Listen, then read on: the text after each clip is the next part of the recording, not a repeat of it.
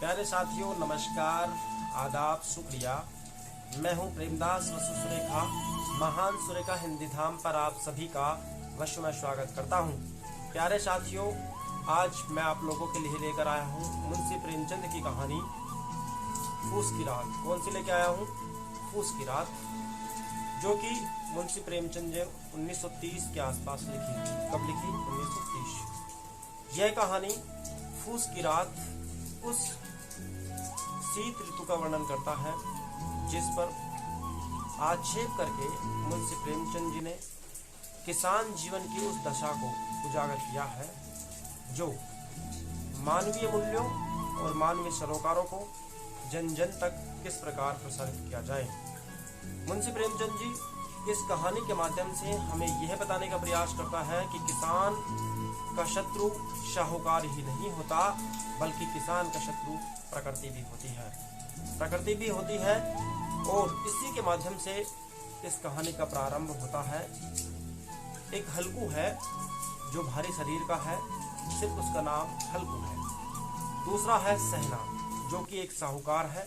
और तीसरा है हल्कू की पत्नी, जिसका नाम क्या है? मुन्नी। तथा चौथा पात्र है इसमें जबरा। कौन है? जबरा, जो कि हल्कू का एक पालतू कुत्ता है। क्या है? पालतू कुत्ता है। हल्कू मुन्नी से कहता है कि सहना आया है, जो आले में 3 रुपए रखे हैं, वो मुझको लाकर दे दो। तब मुन्नी कहती है, फूस की रात आ रही है, यानी कि सर्दी का मौसम आ रहा है, तो आप कंबल कैसे लेके आओगे? क्या लेके आओगे? कंबल। यानी कि जो हल्कू था, उन्होंने फूस की रात को निकालने के लिए, यानी कि सर्दी का मौसम निकालने के लिए 3 रुपए जमा किए थे, और उन 3 रुपयों से वह क्या लेके आने वाला था? कंबल। लेकिन परिस्थितियां विपरीत थी कि जो साहूकार था उससे उन्होंने पैसे ले रखे थे, तो उनको पैसे भी देने थे। तो क्या होता है कि सहना, जो एक साहूकार है, उसको हल्कू होता है जो पैसे देने चला जाता है। अंत में मुन्नी उसको पैसे लाकर दे देती है और वह उसको पैसे देना चला जाता है। कौन?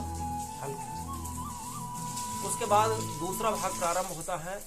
दूसरा भाग में यह दर्शाया गया है कि सर्दी का मौसम होता है, यानी फूस की अंधेरी रात होती है, और जिसमें हल्कू होता है जो खेत के पास, यानी कि जो उन्होंने खेत कर रखा था, वहां जाता है। कौन? हल्कू। उसके साथ में उसका कुत्ता, जो उसका नाम है जबरा, वो भी उसके साथ में चला जाता है। उस रात को निकालने के लिए झगरू और हल्कू बैठे हुए हैं। हल्कू है जो उस फूस की रात को निकालने के लिए अब तक 8 चिलम पी चुका है। कितने चिलम चुका है? 8, यानी कि 8 बार हुक्का पान कर चुका है।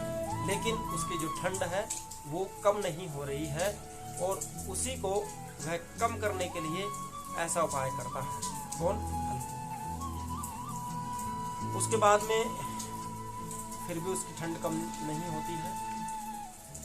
वह अपने कुत्ता झबरे को संबोधित करते हुए कहता है कि मैंने आपसे कहा था कि आप वहीं रहो, यानी कि जो पुआल था वहीं पर रहो, और उस पुआल पर ही अपना रात गुजारो। लेकिन उसको पता नहीं क्या हलवा पूरी मिले, इसलिए वो मेरे साथ में दौड़ा चला आता है। कौन के साथ में? हल्कू के साथ में।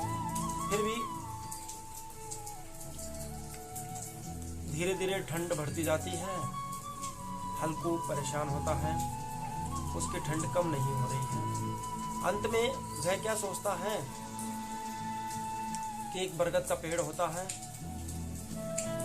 और अरहर की जो डालियां होती हैं उनको पाड़कर बरगद के पेड़ के आसपास जाता है और वहां से पत्तियां इकट्ठी करता है। कौन? हल्कू। और भाई कैसे न कैसे तो रात तो गुजारी जाए, इसलिए हल्कू है जो उन पत्तियों को इकट्ठा करता है, और इकट्ठा करने के बाद उन पत्तियों को जला लेता है, और वह अपनी रात गुजारने लगता है। उसके बाद में क्या होता है कि वह हल्कू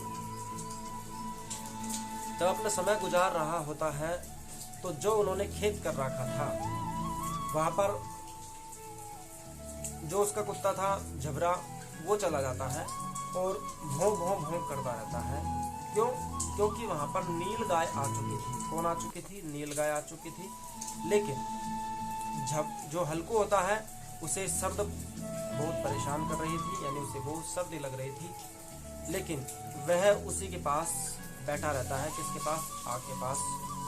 ठीक उसके बाद में हल्कू विश्राम करने लग जाता है। लेकिन जब कुत्ता यानी कि जो झबरा होता है वो भो भो करता ही रहता है, उसकी आवाज़ से वह परेशान हो जाता है। कौन? हल्कू। लेकिन फिर भी वह वहाँ से उठने का प्रयास नहीं करता है। कौन? हल्कू। क्योंकि उसे ठंड बहुत ही गंभीर लग रही थी। धीरे धीरे विचार करता है, उसे चरचर की आवाज़ सुनाई देती है, फिर भी हल्कू वहाँ से नहीं उठता है। और जो उसका झबरा कुत्ता होता है वह भौं भौं करता ही रहता है, लेकिन उसके बाद भी वह नहीं उठता है, यानी कि हल्कू वहाँ से नहीं उठता है। उठने का प्रयास करता है, तभी उसे सर्दी में जो कंपन होता है वह पुनः एहसास होने लग जाता है और वह अंत में क्या करता है, जो वह राख पड़ी हुई थी, यानी कि जो उन्होंने पत्तियां जलाई थी, वहां आकर बैठ जाता है और उस आग को कुदेरने लग जाता है। कौन? हल्कू। उस आग को कुदेरने लग जाता है, लेकिन उसके बाद में भी उसे कोई एहसास नहीं होता है। तब तक जो उसका कुत्ता झबरा था वह भौं भौं ही करता रहता है। अंत में जो हल्कू होता है सो जाता है।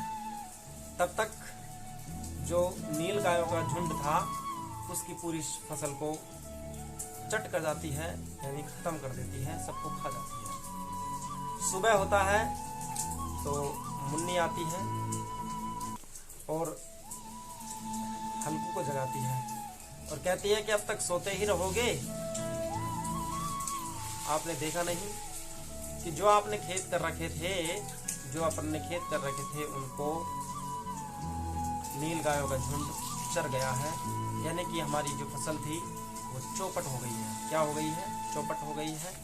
अब उसमें कोई उद्देश्य नहीं बचा हुआ है, अर्थात हमारी सारी फसल चौपट हो गई है और हमारी फसल का क्या हो गया है? सत्यानाश हो गया है, यानी कि हमारी फसल बर्बाद हो गई है। मुन्नी कहती है कि तुम्हारे यहाँ पर मंडिया डालने से कोई फायदा नहीं हुआ। मंडिया अर्थात झोंपड़े डालने से कोई फायदा नहीं हुआ। अब क्या करेंगे? अब हमारी फसल भी चौपट हो गई है, हमारा खेत भी खराब हो गया है। मुन्नी के चेहरे पर उदासी छा जाती है। लेकिन ये अंत का भाव है। मुन्नी के चेहरे पर उदासी छा जाती है और हल्कू प्रसन्न होता है। क्यों? मुन्नी ने चिंतित होकर कहा, अब मजदूरी, यानी कि अब हमको खेती छोड़कर क्या करनी चाहिए? मजदूरी करनी चाहिए। क्या करनी चाहिए? मजदूरी करनी चाहिए और मजदूरी करनी पड़ेगी। हल्कू प्रसन्न होकर कहता है कि रात की ठंड से मैं अब मुझे सोना नहीं पड़ेगा। रात की जो ठंड थी, यानी फूस की जो रात थी, उसमें अब मुझे सोना नहीं पड़ेगा। यह एक प्रसन्न चिन्ह है। क्या है? यह एक प्रसन्न चिन्ह है। इस कहानी के माध्यम से मुंशी प्रेमचंद हमें सिर्फ यह बताने का प्रयास कर रहे हैं कि किसान किस प्रकार अपने जीवन को व्यतीत करता है, किस प्रकार उसे परेशानियों का सामना करना पड़ता है, लेकिन जो शाहूकार है और जो प्रकृति है उसे हमेशा परेशान करती रहती है। यह कहानी उन मानवीय सरोकारों को मानव में जीवित रखने का प्रयास करती है जो आज हम खोते जा रहे हैं। हमें किसानों से कोई मूल्य नहीं है, कोई मोह नहीं है। सिर्फ ये सोचते हैं कि हम उनको पैसे दे दें और अपना काम कर लें। लेकिन किसान की भी कुछ मजबूरियां होती हैं, कुछ परेशानियां होती हैं। लेकिन जिस प्रकार पहले साहूकारों ने किसानों का दोहन किया, उसी प्रकार आज वर्तमान सरकार किसानों को दोहन कर रही है। मुंशी प्रेमचंद जी जो पुरानी व्यथा को लोगों के सामने लाए थे, आज वही कार्य वर्तमान सरकार कर रही है। लेकिन हमें उन सबको नज़रअंदाज करते हुए इस कहानी के तथ्यों का फोकस करना है। तो आज के लिए इतना ही। बहुत बहुत धन्यवाद। आप सभी महान सुरेखा हिंदी धाम पर ऐसे ही पढ़ते रहिए कहानियाँ। शुक्रिया।